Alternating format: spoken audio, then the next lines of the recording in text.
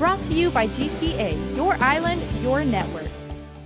The announcement of plans by the U.S. military to detonate explosives in Apra Harbor without community input has Senator Fernando Esteves up in arms. So I think that disregard for at least the consideration of the public, it's very disappointing, and I hope we make corrections. Esteves said in this case, the Coast Guard deemed community input, quote, impracticable, unnecessary, or contrary to the public interest, end quote.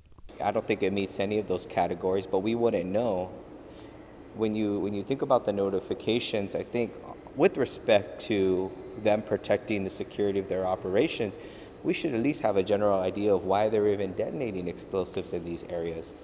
The Coast Guard also noted a short time frame as reason for the lack of public input, but Esteves said poor planning isn't an excuse for cutting corners. According to a release from the U.S. Navy, as part of the training, 4 1.25-pound explosives will be detonated below the water's surface, away from coral and on a sandy bottom. During the event, the U.S. Coast Guard will restrict access to the vicinity of northwest outer Apra Harbor, while following mitigation procedures to ensure minimal impact to the environment. The area will also be cleared by divers during and after the exercise, which will be stopped if a person or marine mammal is seen in the area. The release adds that the Navy is permitted to routinely conduct underwater detonation training by the National Marine Fisheries Service under the Marine Mammal Protection Program.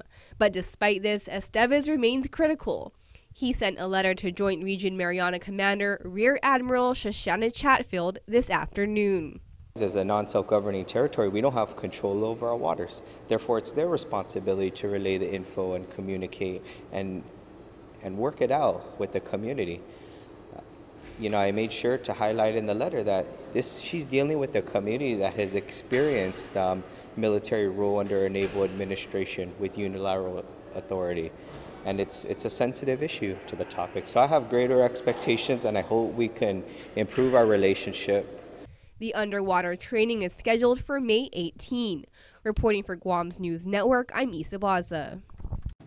Brought to you by GTA, your island, your network.